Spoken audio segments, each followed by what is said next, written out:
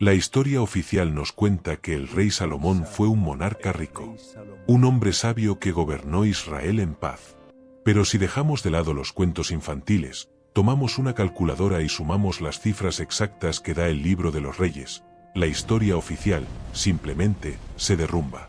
Escucha bien esta cifra, 666 talentos de oro. Eso es lo que llegaba a las arcas de Jerusalén en un solo año. Si hacemos la conversión actual, estamos hablando de más de 23 toneladas métricas de oro puro anuales. Para ponerlo en perspectiva, eso es más de lo que producen muchas naciones modernas con toda su maquinaria industrial. Pero Salomón no tenía excavadoras, ni explosivos, ni GPS. La mayor parte de este oro no venía de impuestos, ni de guerras. Venía de una operación marítima secreta. Cada 3 años, una flota fantasma regresaba al puerto de Ezión-Geber cargada con un tesoro capaz de desestabilizar la economía del Imperio Romano o de los Estados Unidos actuales. El origen de esos barcos tenía un nombre que hoy resuena como un mito: Ofir. Durante siglos, nos dijeron que Ofir era una leyenda, una metáfora espiritual. Pero hoy, en pleno siglo XXI, la tecnología LIDAR, los escaneos satelitales y extraños hallazgos en el fondo del océano sugieren que Ofir no solo existió, sino que su ubicación revela una verdad incómoda. Los antiguos poseían una tecnología de navegación global que, teóricamente, no deberían haber tenido. ¿Llegó la flota de Salomón a las Américas 2000 años antes que Cristóbal Colón? ¿Estaba Ofir en unas islas que hoy la geopolítica moderna intenta controlar? Prepárate, porque hoy no solo buscamos oro. Vamos a rastrear la ruta prohibida que conecta la Biblia con los mapas secretos de la antigüedad. Para entender el misterio de Ofir, primero hay que entender la imposibilidad logística. La Biblia no dice que Salomón usara simples barcos mercantes costeros.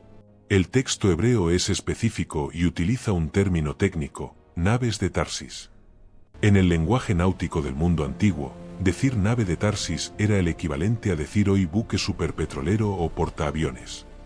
Eran fortalezas flotantes de casco profundo, diseñadas para resistir las olas del océano abierto, no para cabotaje costero. Pero Israel era una potencia terrestre, no marítima. ¿Cómo consiguió Salomón esta flota? Aquí entra en juego la primera pieza del rompecabezas: Hiram, rey de Tiro. Los fenicios eran los amos del mar. Guardaban sus cartas de navegación como secretos de Estado, mataban a cualquiera que revelara sus rutas. La Biblia nos dice que Hiram prestó a sus siervos, marineros expertos en el mar, para tripular la flota de Salomón junto a los israelitas.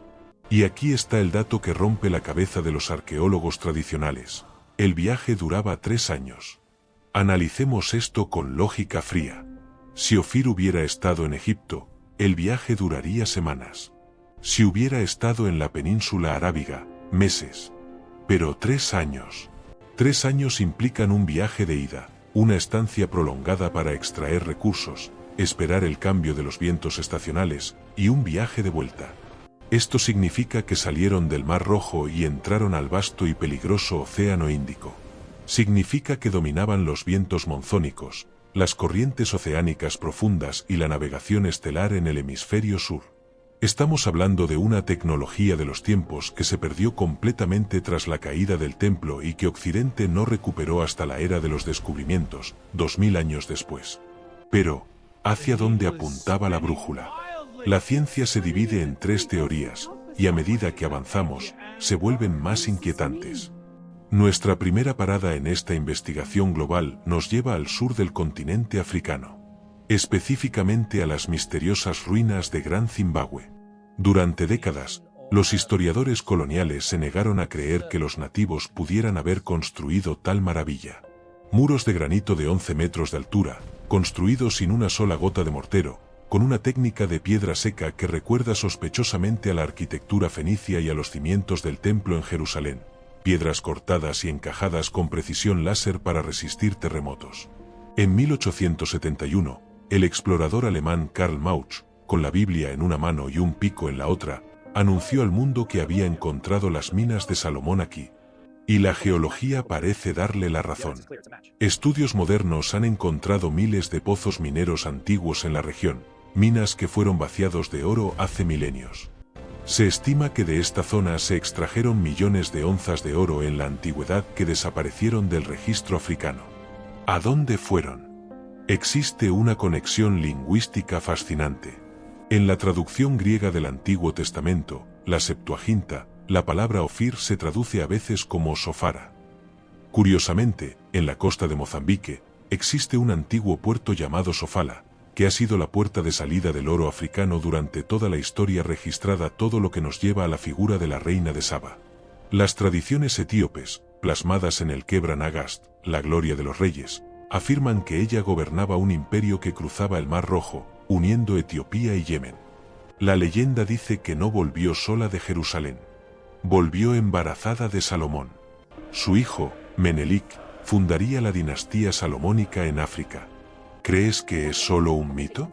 La ciencia genética tiene una sorpresa. Existe una tribu en Zimbabue y Sudáfrica llamada los Lemba. Ellos afirman ser descendientes de los hombres que guiaban los barcos de Salomón. Durante años se rieron de ellos.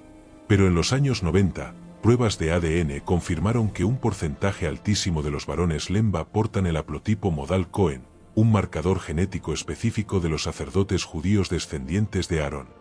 Si los judíos llegaron hasta el sur de África hace 2500 años, ¿era Ofir la bóveda de seguridad del imperio? Es una teoría sólida, pero tiene un fallo fatal que los botánicos han señalado. El cargamento de los barcos incluía mercancías que no existen en África. Y eso nos obliga a mirar hacia el otro lado del mundo, hacia el sol naciente. Aquí es donde la historia deja de ser arqueología y se convierte en una investigación forense. Leamos la lista de carga que aparece en Primera de Reyes capítulo 10 versículo 22. Oro, plata, marfil, monos y... Atención a esta palabra, pavos reales. Los pavos reales, Pavo cristatus, no son nativos de Israel, ni de Egipto, ni de África. Son originarios de la India y Sri Lanka. Además, la palabra hebrea utilizada en la Biblia para pavo real es tukiyim. Los lingüistas han descubierto que esta palabra no es semita, proviene del término tamil tokei. Lo mismo pasa con el marfil, senapim, que deriva del sánscrito ia. Las palabras son huellas digitales, y estas apuntan inequívocamente hacia la India y más allá. Flavio Josefo, el famoso historiador romano-judío del siglo I, escribió explícitamente que Ofir se encontraba en la Tierra de Oro en la India y las islas más allá del Ganges. Pero la ruta podría ser aún más larga. Existen documentos de los primeros conquistadores españoles, como los escritos de Benito Arias Montano, que sugerían algo asombroso. Cuando los españoles llegaron a Filipinas y a las islas que hoy, curiosamente, llamamos Islas Salomón, creyeron haber encontrado Ofir.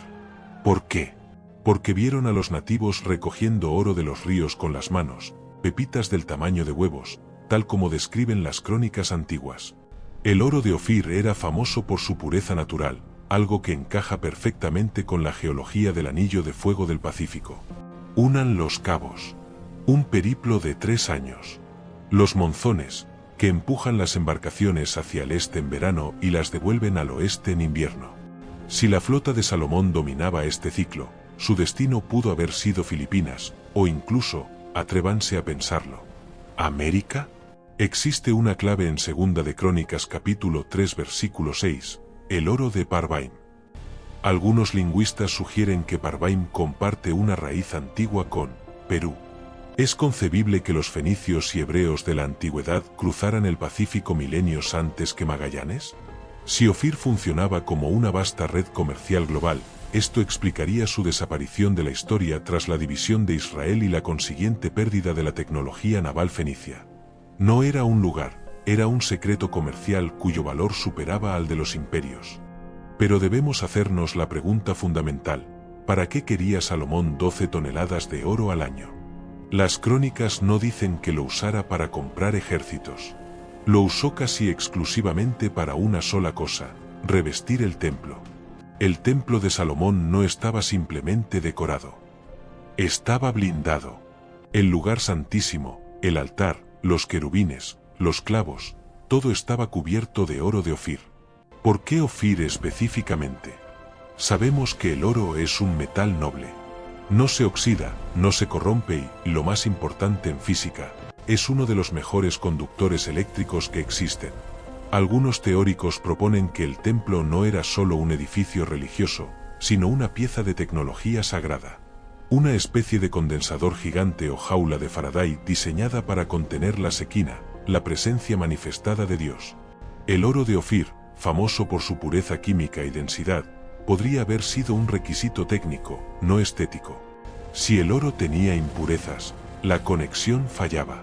Al buscar Ofir, Salomón no buscaba riqueza, buscaba el material superconductor perfecto para crear la casa de Dios en la tierra. Ofir era el proveedor de los componentes para la máquina espiritual más poderosa jamás construida. Hoy, el oro de Ofir ha desaparecido. Quizás fue saqueado por los babilonios, luego por los romanos, y hoy descansa fundido en los lingotes anónimos de algún banco central en Londres o Nueva York. O quizás, como dicen algunas leyendas, las minas fueron selladas deliberadamente y esperan en una selva remota el tiempo del fin. Lo que está claro es que la Biblia describe un mundo antiguo mucho más conectado, globalizado y tecnológicamente capaz de lo que los libros de historia admiten. La búsqueda de Ofir no es solo arqueología, es un recordatorio de que la humanidad ha olvidado más de lo que ha aprendido. Ofir sigue siendo hoy uno de los mayores enigmas de la arqueología. Un lugar que proveyó la gloria del templo y que, por razones que solo el tiempo conoce, desapareció para convertirse en leyenda. Si valoras rescatar estos fragmentos del olvido, te invito a que te suscribas para seguir explorando juntos este espacio de claridad. Pero antes de terminar, ¿qué teoría te parece más sólida tras ver las pruebas? ¿Las minas de África, las selvas de la India o crees que Ofir es una ruta que aún no hemos redescubierto? Te leo en los comentarios.